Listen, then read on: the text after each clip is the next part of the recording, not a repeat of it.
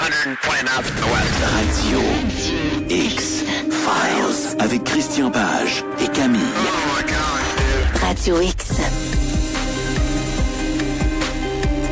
Un show pile poil à l'heure. Bonsoir, bienvenue sur les ondes de Choix 98.1 Radio X. Bienvenue dans Radio X-Files en ce mardi thématique d'histoire de fantômes, de thématique de psychologie, comme dirait mon chef d'orchestre de cette émission, et une petite musique pour nous mettre dans l'ambiance ce soir pour parler. Brady Murphy, Brady Murphy. Hey, Brady Murphy did the rock and roll 100 years ago. Brady Murphy, hey, Brady Murphy. Brady Murphy was a little Irish kid, and she did the things that other children did. Nous parlerons ce soir de l'histoire de Brady Murphy avec nul autre que Christian Page. Bonsoir, Christian. Bonsoir, Camille. Oh, ça nous met dans l'ambiance. Succès, un bien grand mot, de 1956. C'était l'époque, justement, où tout le monde ne parlait que de cette histoire, l'histoire de Brady Murphy.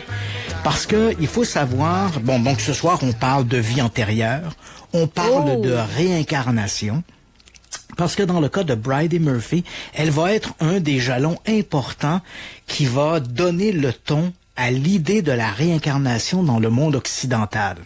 Donc, je t'explique un peu, là, on va se mettre un peu en bouche, là, cette histoire-là. D'abord, il faut savoir que la vision de la réincarnation, c'est une vision qui est relativement récente dans le monde occidental. On le sait, en Orient, dans des sociétés qui pratiquaient l'hindouisme, le bouddhisme et autres, il y a cette idée de la réincarnation, donc que l'âme, après la mort, va se trouver un autre corps. Et dans ces visions, par exemple, dans l'hindouisme, l'âme peut se réincarner sous la forme d'un papillon, d'un oiseau, d'un animal et autres. C'est ce qu'on appelle, c'est ce que les parapsychologues utilisent, le mot savant, c'est métampsychose. Donc, on discute de la réincarnation dans les milieux de la parapsychologie pour définir ce genre de réincarnation où l'âme va se véhiculer d'un corps à un autre, mais pas forcément un corps humain.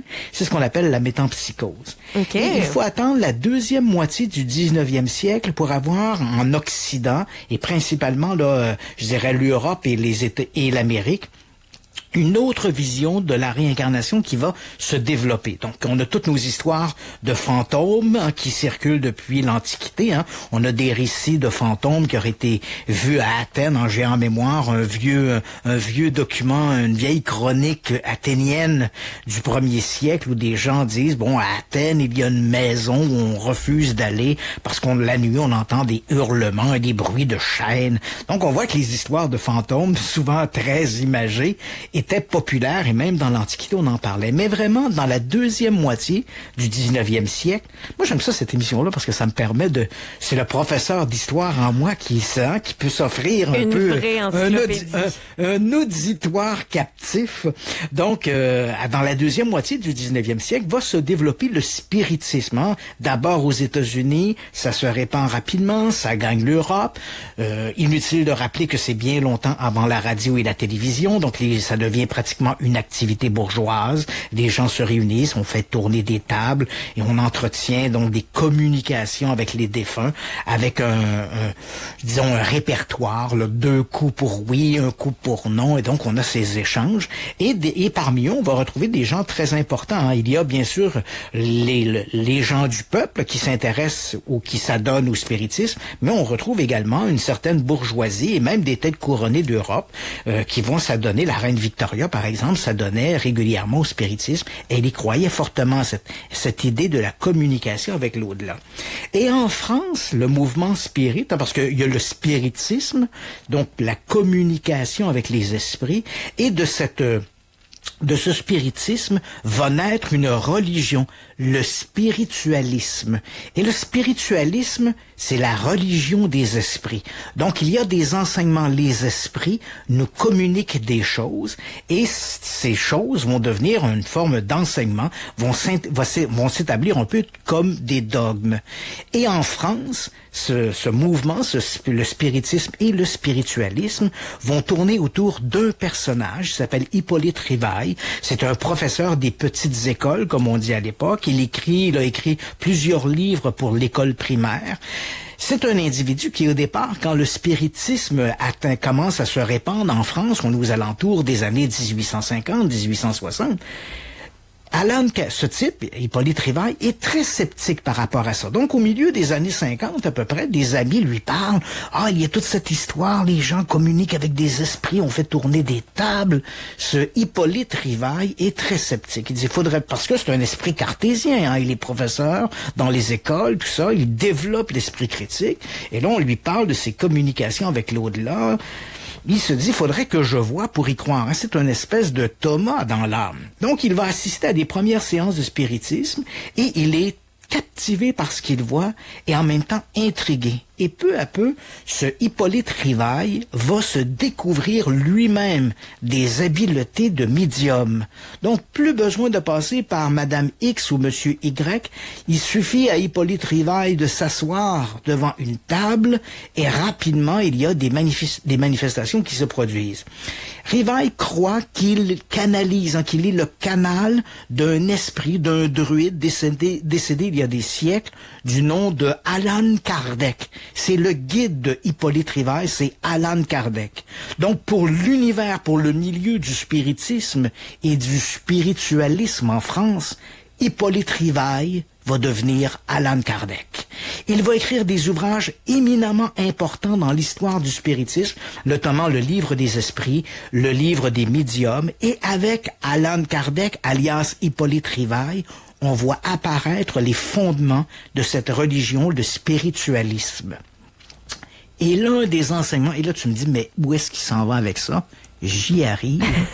ce Allan Kardec, dans ses dogmes que lui enseignent les esprits, on lui dit, l'âme ne peut pas se réincarner dans un papillon et dans un oiseau.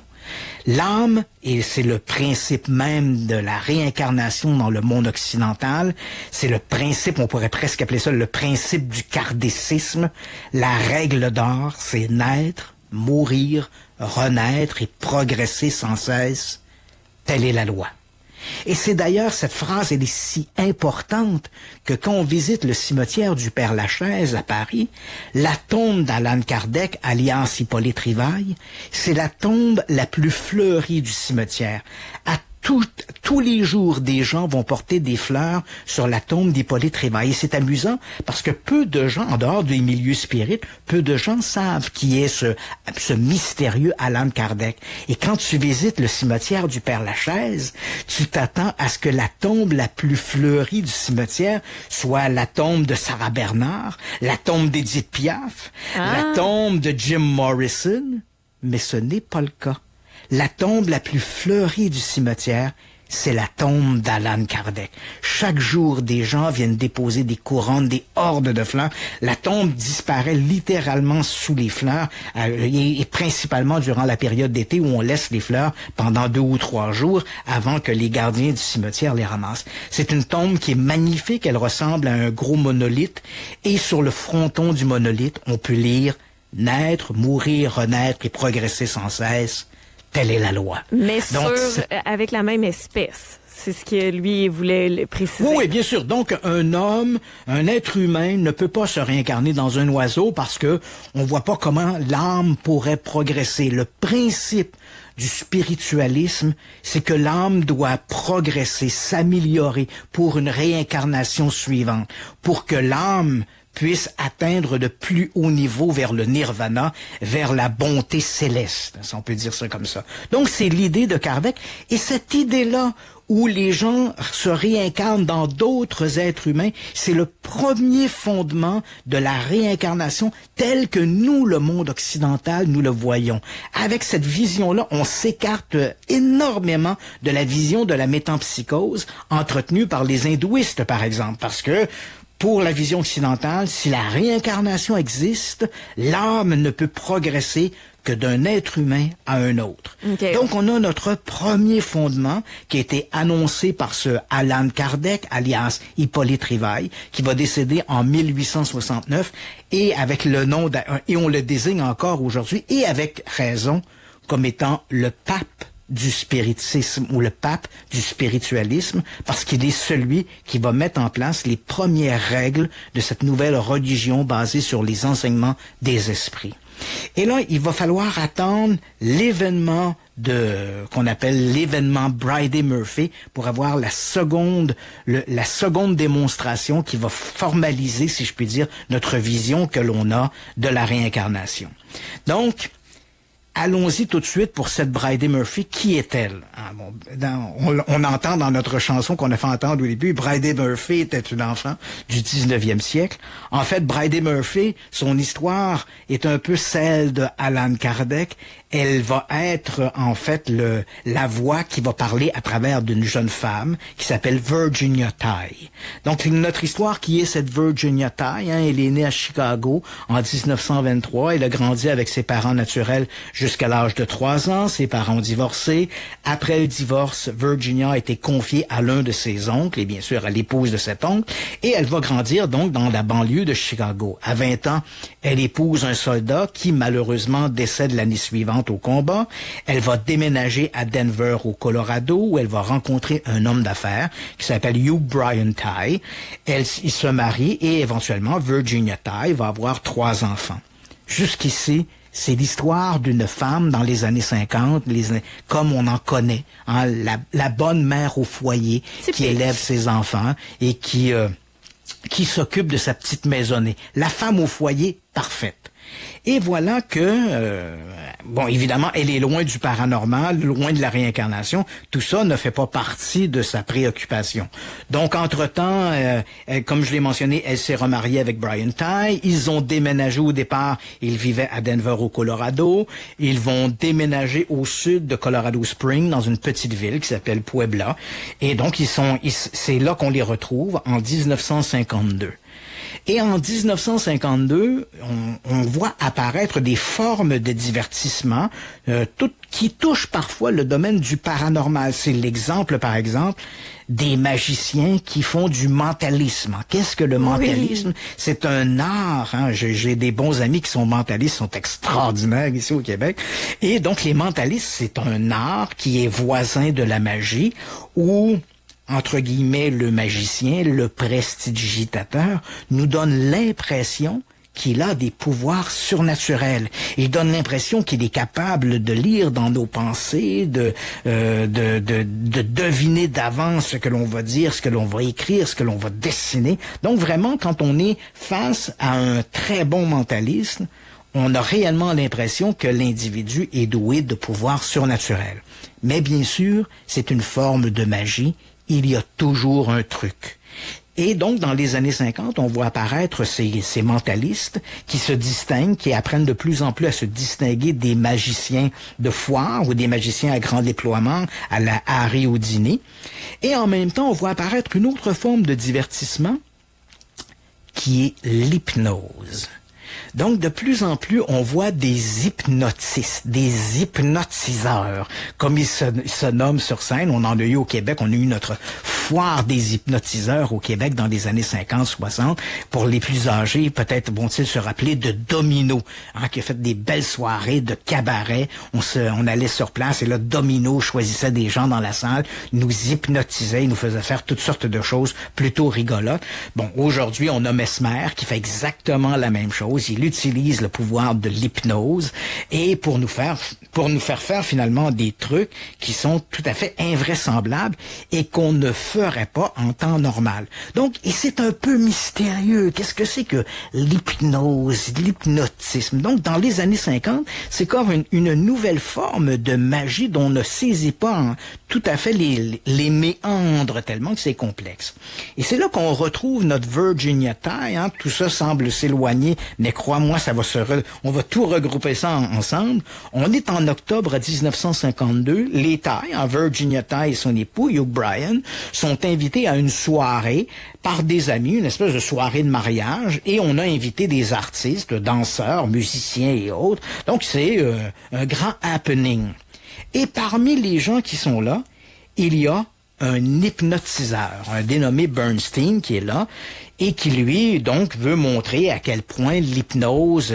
parce que pour les gens, c'est très mystérieux. Fait que Maury Bernstein est là, Et là, il dit, bon, ben, est-ce qu'il y a des gens... Je vais vous montrer le pouvoir de l'hypnose. Est-ce qu'il y a des volontaires? Est-ce qu'il y a des volontaires dans la salle? Je vais vous montrer le grand pouvoir de l'hypnose. Hein? Tout ça est très grandiloquent, c'est burlesque. Et là, bon, évidemment, il pointe des doigts dans la salle. Vous, monsieur, vous, madame. Et là, il pointe du doigt Virginia Tighe. Il dit, vous, madame. Et là, il fait monter ces gens-là sur scène, comme le fait, Mesmer, comme le font à peu près tous les hypnotiseurs. Ils veulent savoir, est-ce que des gens qui sont plus réceptifs au commandement hypnotique que d'autres, hein?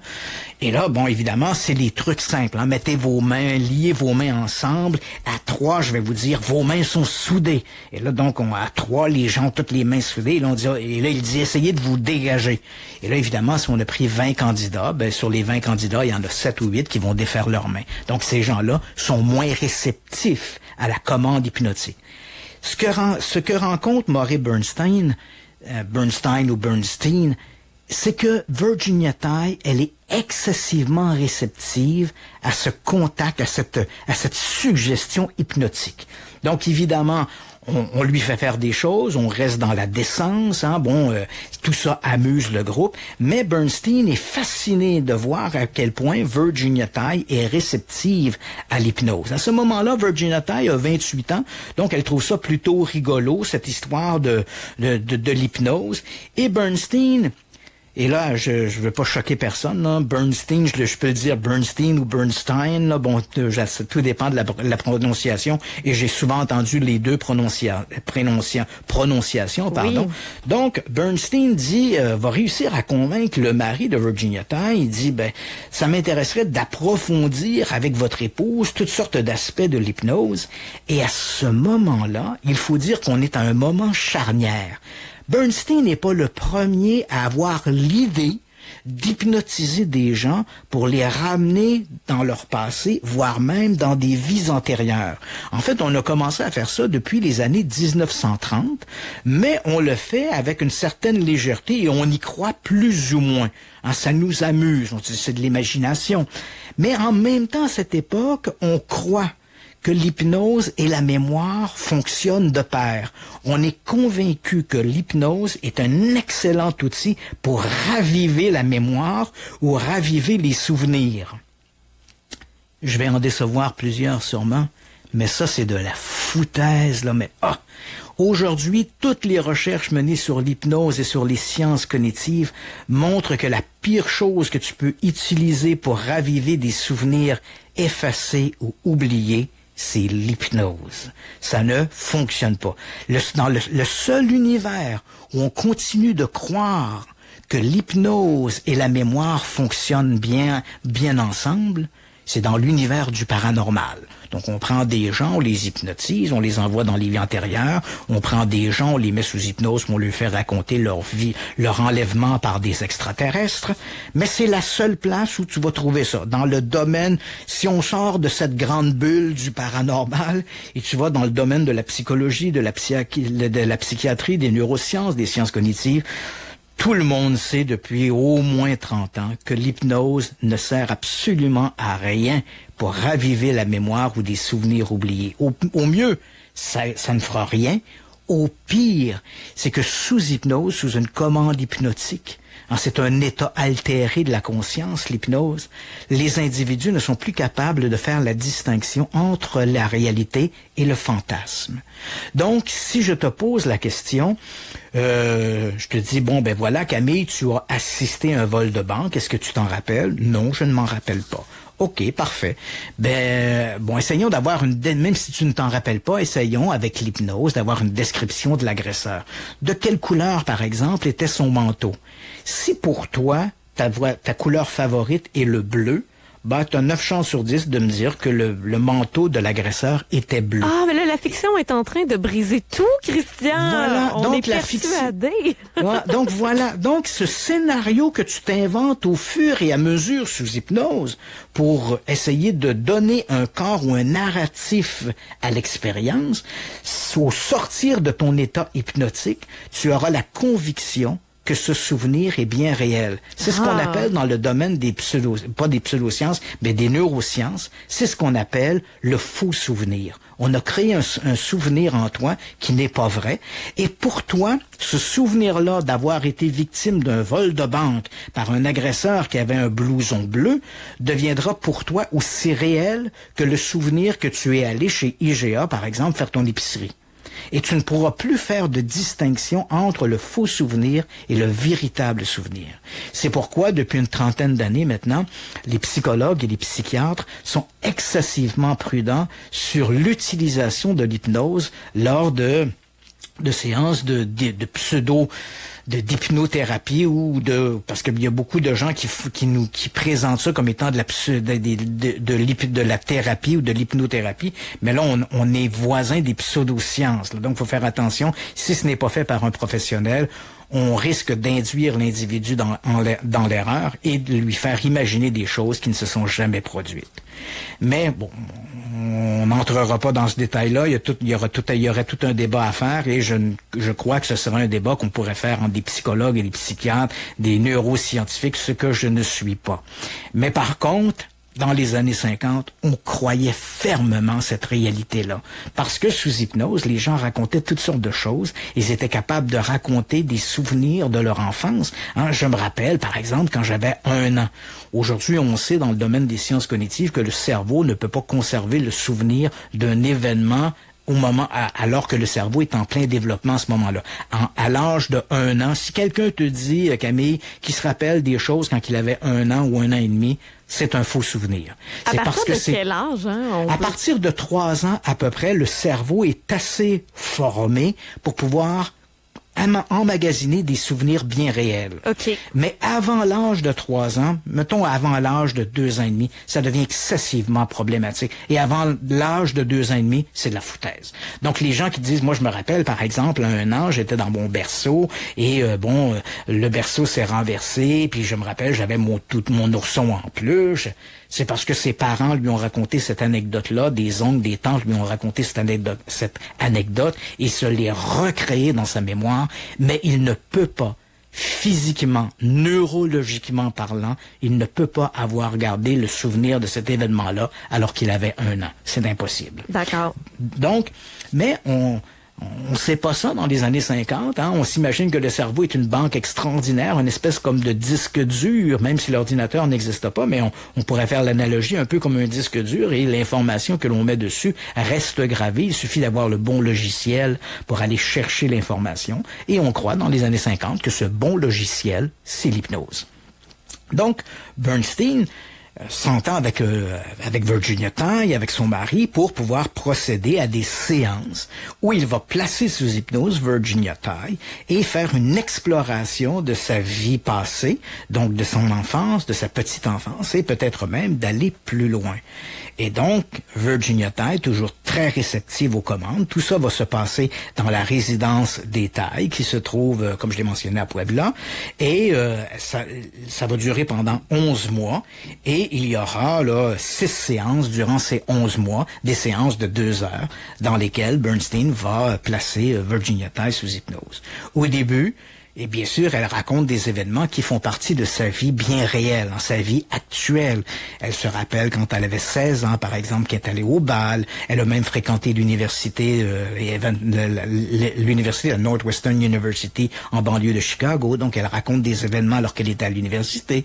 Elle raconte des événements un peu plus anciens, quand elle avait 11 ou 12 ans, sa première balade en vélo.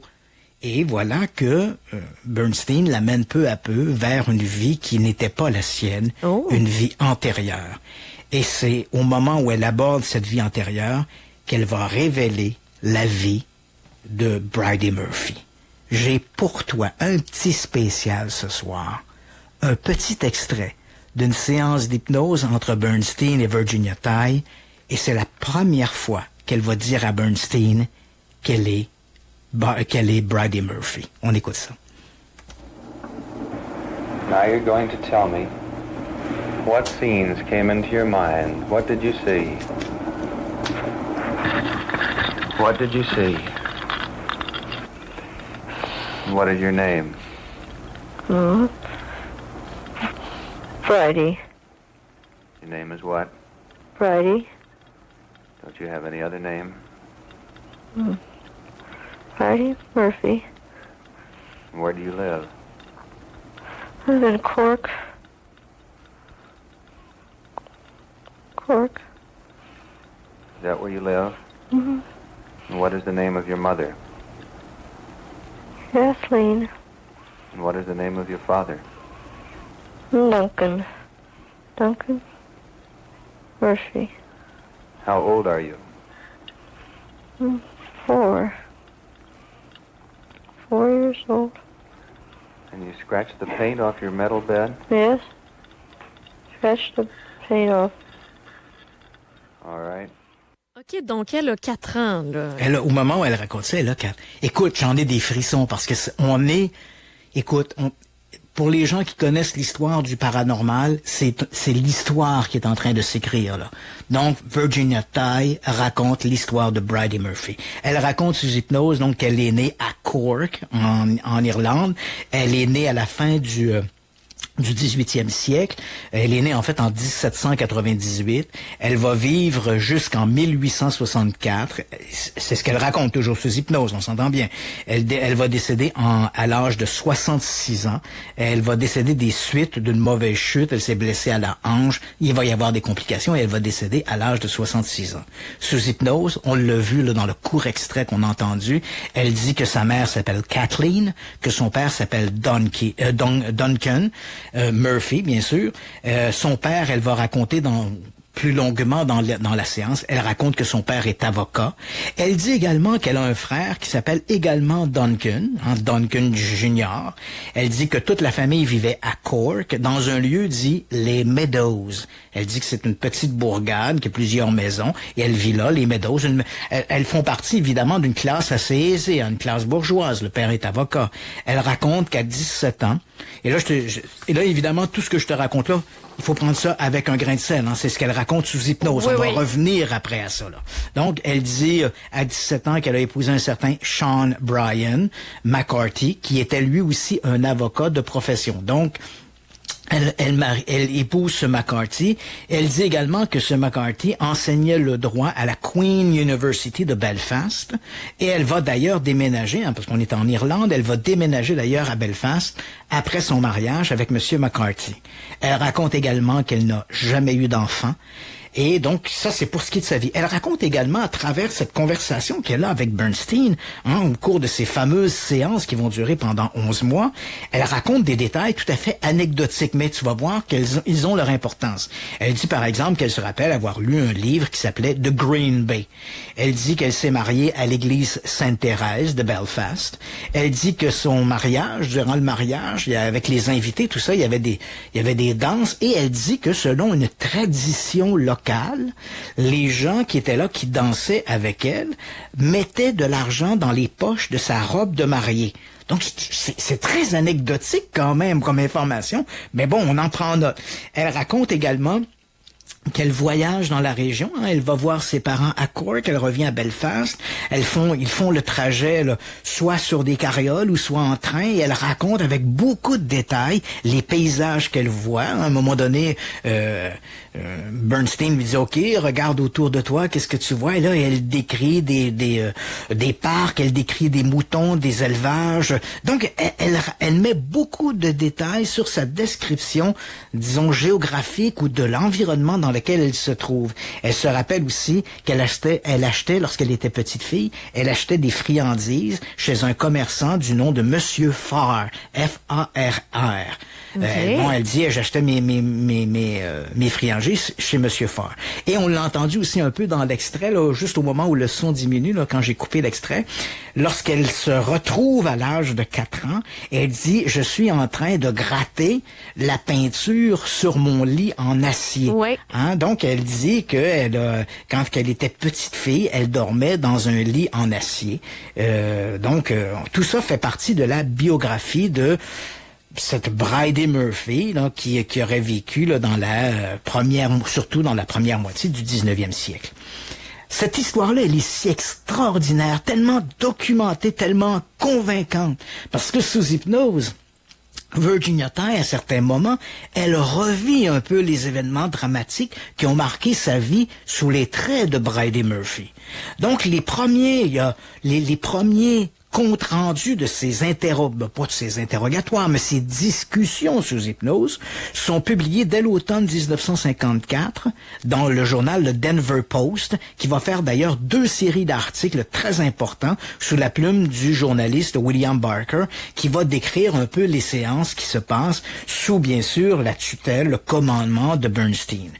Le livre de moi, bon, évidemment, on essaie de protéger l'identité de Virginia Tighe, à la fois dans les articles du Denver Post, on surnomme la dame Ruth Simons, c'est le nom qu'on lui donne, et c'est le nom également que va prendre Maureen Bernstein dans son livre, qui est publié en 1956, chez Doubleday, qui s'intitule In Search of Bridey Murphy, à la recherche de Bridey Murphy. Le livre, d'ailleurs, va être traduit au début des années 1970. De mémoire, c'est en 71 ou 1972. Le livre est publié en français. Il est publié notamment en format poche. Les gens qui nous écoutent, qui sont peut-être des mordus du paranormal, connaissent certainement cette mythique série qui a été publiée dans les années 70, dans des livres aux éditions J'ai lu, des petits livres rouges. Il y en avait toute une collection qui traitait de phénomènes paranormaux et difficile aujourd'hui d'aller dans des bouquineries sans tomber sur la collection des livres J'ai lu, qui ont été des livres littéralement phares dans les années 70 pour les discussions et la promotion des phénomènes paranormaux. Donc, le livre de Bernstein va être publié en français, À la recherche de Bridey Murphy, début des années 70 en français, mais il paraît là en librairie dès 1956 dans sa version originale anglaise. Il se hisse presque immédiatement au sommet des best-sellers. Il va rester pendant 26 semaines sur la liste des livres les plus vendus en langue anglophone, tant aux États-Unis qu'en Angleterre. Il va se vendre plus de 200 000 copies en un mois seulement.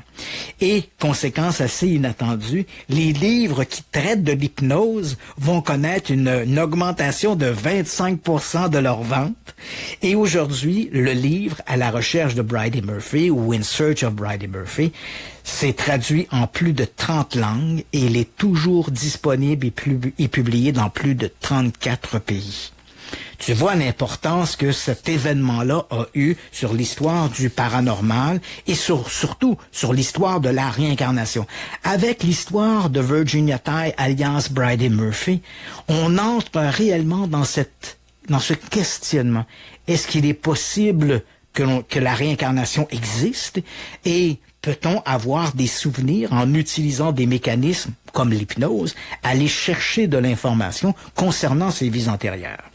Et c'est là qu'on arrive dans le fameux débat du pour et du contre. Ça ne se fait pas aussi simple que ça. Bon, il faut dire que dès que le livre de Bernstein sort, des sceptiques se disent, tout ça c'est des fantasmes, c'est une histoire imaginée. Bon, elle raconte il y a beurré épais. Il y a beurré épais, puis on aime ça. Puis comme je l'ai mentionné, c'est pas la première fois. Bernstein n'est pas le premier à faire ça. Depuis les années 30, on amène des gens à vivre des soi-disant vies antérieures, mais personne n'a réellement pris ça au sérieux. Bernstein, lui, présente ça comme étant quelque chose de très sérieux, et c'est vrai que sa candidate était tout à fait extraordinaire. Bridey Murphy, alias Virginia Tighe, raconte énormément de détails sur sa vie dans cette Irlande du 19e siècle. Alors, c'est fantastique. Mais bon, au départ, les gens qui vont faire des recherches vont découvrir que si on va à Cork, en Irlande, et on fouille dans les registres, on ne trouve absolument aucun registre qui évoque une famille Murphy qui vivait à Cork au début du 19e siècle. Donc là, on a une première faiblesse. C'est vrai, certains feront remarquer, les défenseurs de Bridey Murphy, alias Virginia Tighe, alias Ruth Simons, vont dire « Oui, mais c'est vrai que les registres, ils ont raison. » Pour avoir moi-même mené ces propres recherches-là, je peux te confirmer que c'est vrai qu'en Irlande, avant 1850, donc longtemps après Bridey Murphy, après la naissance de Bridey Murphy et longtemps après la naissance de ses parents, ce n'est qu'à partir de 1850 qu'on a commencé à tenir des registres à date des naissances et des décès.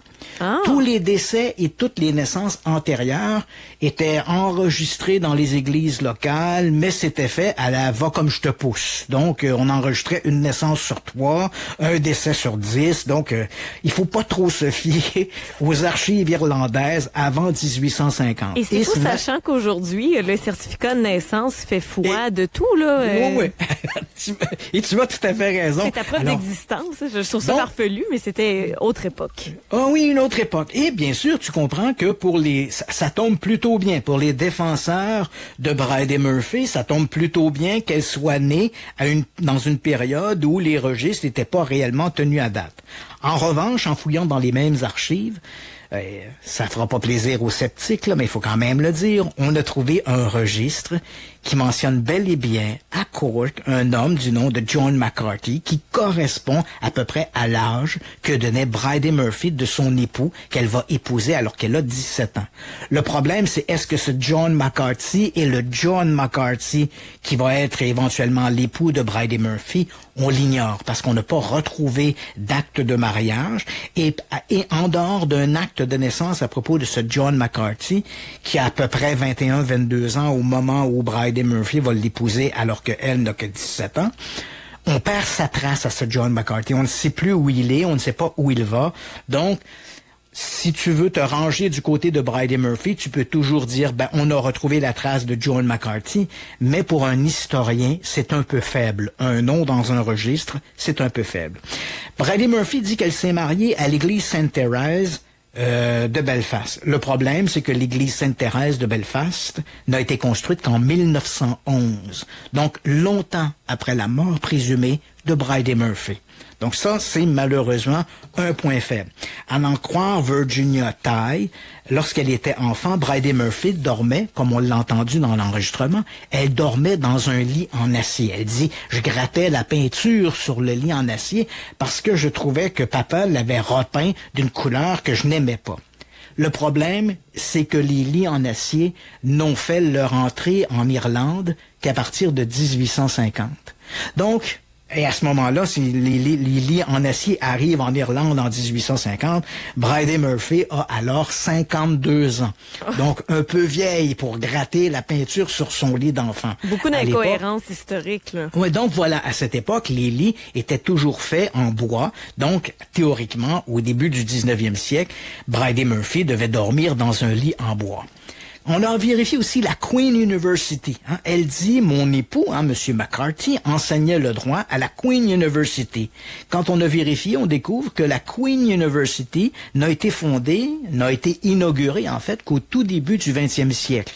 Donc, n'est pas du temps de Bridey Murphy. Par contre, c'est vrai qu'à l'endroit où il y avait l'université, il y avait autrefois un corps d'enseignement qui était là. Mais faut quand même avouer ici qu'on étire beaucoup la sauce. Ouais, il y avait une école construite dans le quartier, donc on essaie de faire un peu les coins ronds. Mais pour ce qui est de la Queen University, et Bridey Murphy mentionne bien la Queen University n'a été inaugurée qu'au début du 20e siècle, donc longtemps après la mort de Bridey Murphy, et on suppose longtemps après la mort de son époux. Les enquêteurs ont découvert qu'il existait toutefois dans la région de Cork, en Irlande, une vieille tradition très peu connue où les gens, lorsqu'ils se mariaient, dansaient avec la mariée et mettaient de l'argent dans les poches de la robe de la mariée. Et ça, c'est très peu connu. On n'a pas retrouvé d'ouvrage à grande diffusion qui évoque cette tradition qui était propre aux nouveaux mariés de la région de Cork. Et pourtant, sous hypnose, Virginia Tighe va raconter en détail cette curieuse cérémonie, ce curieux mariage, ou cette curieuse danse, où elle est au milieu de la salle et les gens dansent avec elle quelques pas et mettent de l'argent dans ses poches. Les enquêteurs vont également découvrir, et là, ça joue un peu comme la danse, ça va jouer en faveur du récit de Bridey Murphy. Ils vont découvrir sur une carte de 1801, dans le village de Cork, ils vont découvrir qu'il y avait un petit quartier qui s'appelait de Meadows. Là où Virginia Tighe, alias Bridey Murphy, dit avoir grandi. Hein. Elle dit, on vivait un petit hameau qui faisait partie de Cork, qui s'appelait de Meadows. Or, on a retrouvé une carte de 1801 où on voit de Meadows. Et ce petit quartier, hein, ce petit hameau de Meadows, n'apparaît pas sur les cartes plus tardives. Donc, les cartes de 1840 ou de 1850 de Cork ne montrent plus ce petit quartier qui est pourtant nommément présenté sur la carte de 1801 et qui est bien sûr, qui va dans le sens du récit de Bridey Murphy. Donc, ici, là, on serait tenté de se dire, il y a quand même des choses qu'elle dit ou qu'elle décrit qui sont assez bien, la cérémonie de mariage, Meadows, on a retrouvé un John McCarthy. Mais là, il y a quand même un os dans le fromage que Bernstein a omis de nous dire dans son livre et qui va être découvert par les enquêteurs. Lorsqu'elle était petite fille, Virginia Tighe a grandi à Chicago chez son oncle. Son oncle était d'origine norvégienne. Mais l'épouse de son oncle, donc la tante de Virginia Tighe, était mi-écossaise, mi-irlandaise. Ah. Pire, le voisin en face de chez eux s'appelait Bridey Murphy Corkwell. Et il était d'origine irlandaise. Donc là, tu te dis, wow, là, ça vient sérieusement d'ébranler le récit. On a déjà dans l'entourage de cette Virginia Tighe des gens qui ont quand même une connaissance de l'Irlande. Il y a même un immigrant irlandais qui habite en face de chez eux, qui porte le même nom qu'elle va évoquer sous hypnose. Donc, et quand on pose à Virginia Tighe sous hypnose des questions plus pointues sur la politique, sur l'histoire sociale de l'Irlande au 19e siècle, des conversations qu'elle n'avait certainement pas sous les traits de Virginia Tighe avec sa tante et encore moins avec son voisin d'en face, évidemment, elle est incapable d'en parler. Elle ne sait pas à quoi ressemblaient les politiques ou la vie sociale de l'Irlande au 19e siècle, alors pourtant, elle a grandi dans ce milieu-là. Donc, quand on regarde cette histoire de Virginia Tighe, alias Bridey Murphy, même dans les milieux de la parapsychologie, on reste divisé. D'un côté, il y a des gens qui disent il est possible qu'une partie de l'information de Bridey Murphy ait été Bridey Murphy, alias Virginia Tighe, alias Ruth Simons, mais peu importe. On dit il est possible qu'une partie de l'information, cette Virginia Tighe, ait été la chercher d'une manière parapsychologique, hein, par une espèce de clairvoyance, elle a réussi à obtenir des informations qui éventuellement ont été confirmées par des enquêteurs sur le terrain. Donc, quelque part, sous hypnose, Virginia Tighe a fait preuve d'une qualité exceptionnelle de clairvoyance au point d'aller chercher de l'information concernant peut-être pas une jeune femme qui s'appelait Bridey Murphy, mais peut-être une personne qui aurait vécu dans l'Irlande du 19e siècle. Et d'un autre côté, d'autres parapsychologues qui se sont intéressés beaucoup à l'histoire de Virginia Tighe ont mis à jour un autre mécanisme de la mémoire qui était peu connu dans les années 1950, au moment où Virginia Tighe est placée sous hypnose par Bernstein, mais qu'on connaît aujourd'hui de mieux en mieux. Et c'est un phénomène qu'on appelle la cryptomnésie. La cryptomnésie est une étrange faculté qu'a notre cerveau d'emmagasiner de l'information à notre insu. Donc, parce que notre cerveau, évidemment, lorsque tu es dans une foule puis les gens parlent autour de toi, tes oreilles entendent tout. Comme des antennes. Ouais, tu sais, tes oreilles sont pas là à se dire, moi, ça, je filtre ça, j'écoute pas ça, tu sais. Et même quand tu dors, tes oreilles continuent d'entendre les bruits qui se passent autour de toi.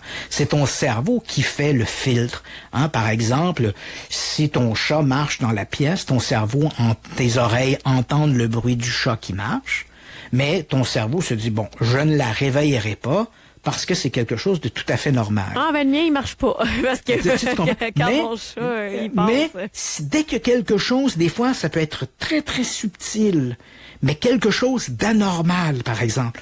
Un voisin un peu ivre, ferait tourner la poignée de ta porte. Tu vas te réveiller. Immédiatement, tu dis, hey. Parce que ton cerveau, tes oreilles entendent le bruit et là, se dit, oh, ça c'est un bruit pas normal et je vais la réveiller. Donc, on voit que notre cerveau agit un peu comme un filtre. Et même s'il reçoit une quantité incroyable d'informations, la cryptomnésie, c'est le fait d'enregistrer de l'information à notre insu et à un moment donné, par un mécanisme X ou Y, dans le cas de Virginia Tighe, ça pourrait être l'hypnose, la cryptomnésie, le cerveau qui a emmagasiné de l'information, va la faire ressortir. Et c'est comme ça, elle a peut-être entendu, lorsqu'elle était enfant, sa tante, qui, je te rappelle, était moitié écossaise, moitié irlandaise. Elle a pu l'entendre se disputer ou entrer en conversation avec son oncle et lancer quelques mots en irlandais. Alors que Virginia Tighe, la mère de famille, elle n'avait jamais mis les pieds en Irlande, ne connaissait à peu près rien de l'Irlande, ne parlait pas les dialectes de l'Irlande. Sous hypnose, elle a été capable de lancer quelques mots, quelques phrases dans des patois irlandais. Alors pour les amateurs, ceux qui croient en la réincarnation, on se dit, ben c'est sûr qu'elle est allée chercher ça dans une mémoire de quelqu'un qui a vécu à cette époque-là. Mais peut-être qu'elle a simplement entendu ces mots prononcés par quelqu'un d'autre alors qu'elle était enfant. Elle avait 7, 8 ans. Ces mots ont été stockés, entre guillemets, quelque part dans sa mémoire.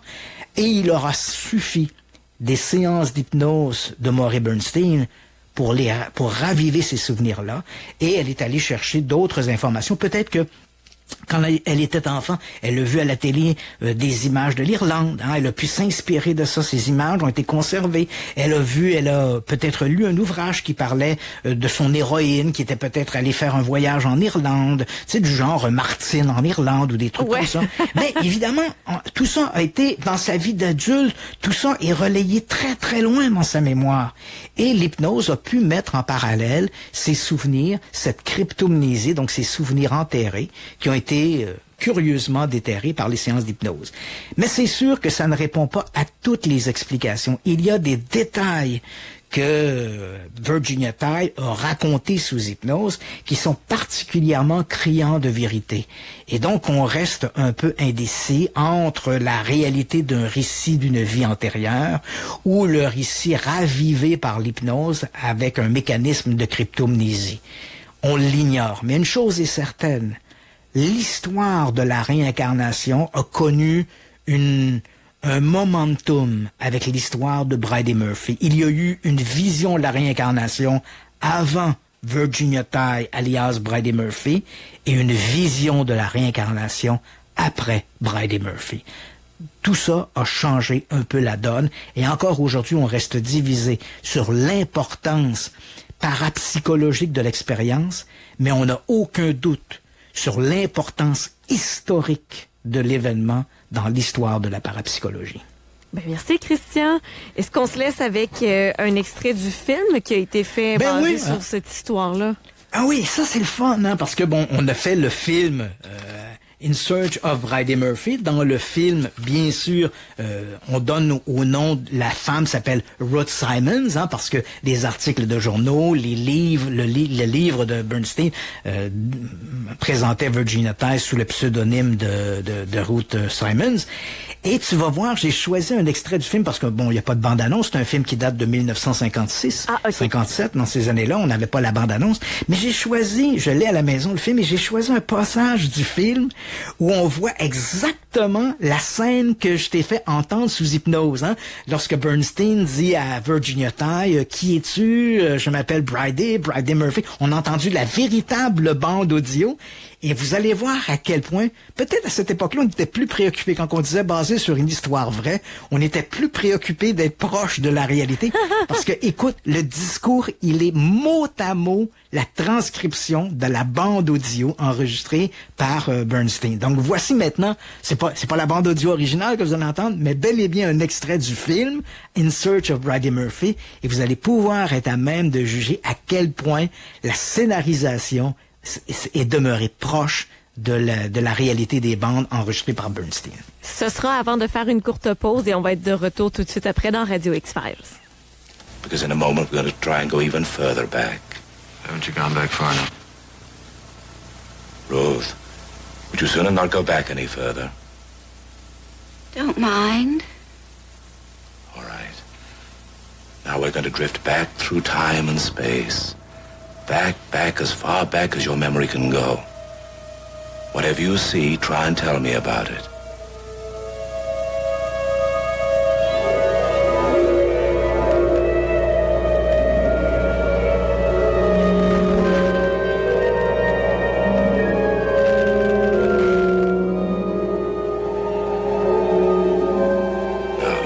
back as your memory can go.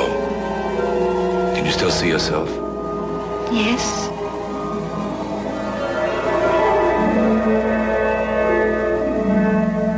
Do you still know what your name is? Uh-huh. Bridie. Your name is what? Bridie. Don't you have any other names? Bridie Murphy. Where do you live? In Cork. Cork. What is the name of the country in which you live? It's Ireland. Ireland. How old are you? 4 years old. Are you a girl or a boy? A girl. What are you doing?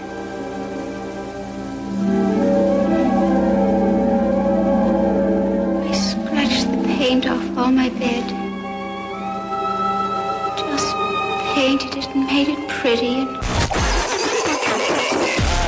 Radio X-Files avec Christian Page et Camille. Radio X.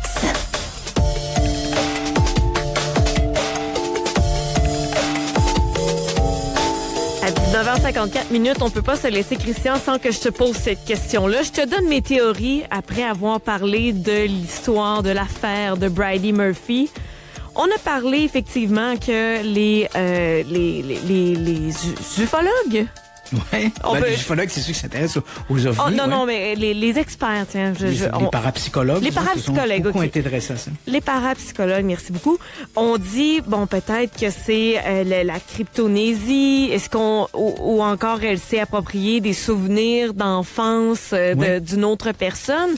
Mais moi, je te pose cette question-là. J'ai tendance à m'orienter dans cette traque-là. Pourquoi pas la Bridie Murphy en question, notre Virginia Tite, ne serait-elle pas aux prises avec un dédoublement de personnalité? Est-ce qu'il y a eu des analyses psychologiques approfondies faites sur elle? Non, pas vraiment. C'est une femme qui ne présentait pas de pathologie particulière. Et dans la vie de tous les jours, elle ne se prenait pas pour Bridie Murphy. Hein? Donc, il va falloir un certain temps avant qu'elle reconnaisse. Elle va même participer. Hein? C'est assez amusant parce que j'ai vu des images en noir et blanc ou un jeu qui s'intitule « Qui dit la vérité ».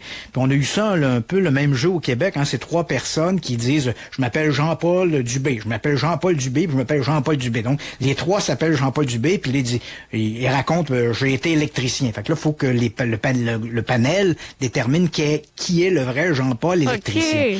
Donc, dans un jeu comme ça, dans les années, on est fin des années 50, début des années 60, elle se présente sous le nom de Virginia Tye. On voit 3 femmes, puis elle dit « Je suis Virginia Tye, je suis Virginia Tye, je suis Virginia... » Et les 3 dames ont la prétention d'être la Bridie Murphy. Et à la fin du jeu, la vraie Virginia Tye se lève et dit « C'est moi, Virginia Tye. » Mais en dehors d'avoir participé à un jeu comme ça, qui était peut-être l'une des très rares apparitions publiques sous son véritable nom, jamais dans sa vie, Virginia Tye a joué à être Bridie Murphy. Okay. Mais la problématique, tu la soulèves bien, c'est le fait que Bernstein a utilisé de l'hypnose. C'est un peu ce qui vient brouiller les cartes. Est-ce que Virginia Tye avait de véritables souvenirs de son enfance où il y aurait pu y avoir des éléments qu'elle a incorporés dans son narratif, ou est-ce qu'elle est allée chercher l'information ailleurs? Et c'est pourquoi aujourd'hui les chercheurs sérieux qui s'intéressent au phénomène de la réincarnation vont éviter d'utiliser l'hypnose. C'est le cas, par exemple, il y a un grand chercheur qui a marqué l'histoire de la recherche, entre guillemets, sur la réincarnation. Il s'appelle Ian Stevenson. C'est un type qui est un Montréalais, qui a fait ses études à l'université McGill, et ensuite il est allé pratiquer du côté des États-Unis, en Virginie. Il est décédé en 2007. Hein, il avait 88 ans à l'époque. Mais dans les années 50 et 60, ce Ian Stevenson s'est beaucoup intéressé à la réincarnation, et je te cacherai pas que le récit de Virginia Tye est un élément marquant marquant pour Ian Stevenson, mais il avait, comme bien d'autres chercheurs comme lui, avait compris le danger de l'utilisation de l'hypnose. Et Ian Stevenson est allé donc du côté de l'Inde, hein, un pays où là, on croit à la réincarnation et on encourage les enfants à parler de leurs souvenirs de vies antérieures. Alors que dans les pays occidentaux, si un enfant vient te voir et dit « je me rappelle que dans ma vie antérieure, j'étais un pilote d'avion », ben les parents ont tendance à dire « c'est de l'imagination. » C'est ça, c'est quoi le nom de ton ami imaginaire? Là? Voilà, c'est ça. Alors que dans des pays comme en Inde, par exemple, on encourage les enfants à raconter leur histoire. Ian Stevenson est allé en Inde, puis là, je sais que le temps file très rapidement, puis ce serait long de parler de ça, on se fera peut-être une émission là-dessus. Oui. Mais Stevenson est allé là-bas, parce que je trouve ça fascinant, il est allé là-bas, il est allé rencontrer des enfants qui avaient des souvenirs de vie antérieure, qui racontaient spontanément, donc sans hypnose. Je me rappelle que dans ma vie antérieure, j'étais un tel et un tel et un tel, ils racontaient des détails de leur vie. Ces enfants-là étaient des enfants souvent très isolés, dans des régions très rurales. Ian Stevenson a mené des investigations et dans 20 de ces cas-là, il a pu retrouver des événements historiques dont l'enfant n'aurait pas pu être au courant. Il n'y avait pas de radio, pas de télévision, pas de journaux. D'aucune façon, ces enfants auraient pu être contaminés de quelque façon que ce soit par un mécanisme médiatique. Et pourtant, ils ont fourni des informations tout à fait extraordinaires. En 1966, Ian Stevenson va publier un ouvrage marquant, un ouvrage fort, presque autant important que l'histoire de Bridey Murphy, un ouvrage qui s'intitule « 20 cas suggérant la réincarnation », pas prouvant la réincarnation, mais suggérant la réincarnation. Et dans lequel ce livre-là, dans lequel Ian Stevenson dit « Si j'élimine le concept de la réincarnation, je n'ai aucune, et c'est un psychiatre qui parle, je n'ai aucune explication thérapeutique, médicale, pathologique à fournir pour justifier comment ces enfants-là ont pu raconter de tels récits, avoir un narratif aussi présent, un narratif aussi détaillé. Donc, 20 cas suggérant la réincarnation va devenir un ouvrage phare comme le récit de Virginia Tighe, et bien sûr, ne pas oublier dans toute cette histoire notre pape du spiritisme, Allan Kardec, qui nous a ouvert sur une nouvelle vision dans le monde occidental sur ce qu'est le phénomène de la réincarnation, un phénomène fascinant et pour lequel on n'a pas toutes les réponses. Sachant que l'imagination est un terreau tellement fertile, sans frontières, en plus, on va toujours rester dans un flou à se dire et si c'est inventé, mais de là à être autant précis et concis dans les détails. Ouais, c'est pour ça que Stevenson ne dit pas 20 cas prouvant la réincarnation, mais 20 cas suggérant la réincarnation. Et je vais t'avouer que tantôt, là, quand on a entendu la bande audio originale de Virginia Tighe qui raconte son histoire de Bridey Murphy, ça fait 1000 fois que je l'entends, puis j'ai toujours un peu des frissons parce que on vient d'entendre un moment de l'histoire. Ceux qui s'intéressent au paranormal, à la parapsychologie, c'était l'histoire qui était en marche à ce moment-là. Ni Virginia Tighe, ni Morey Bernstein étaient conscients de ce qui était en train de se passer. C'est fabuleux. Ben merci Christian, c'était ça m'a fait plaisir. Fascinant ce soir encore une fois. Ça va être disponible au www.radiox.com ce soir et on se dit à demain. Demain spécial théorie du complot. Oui, bien sûr. On va parler un peu de la princesse Diana. Oh, excellent. En plus, je crois que 25 ans demain.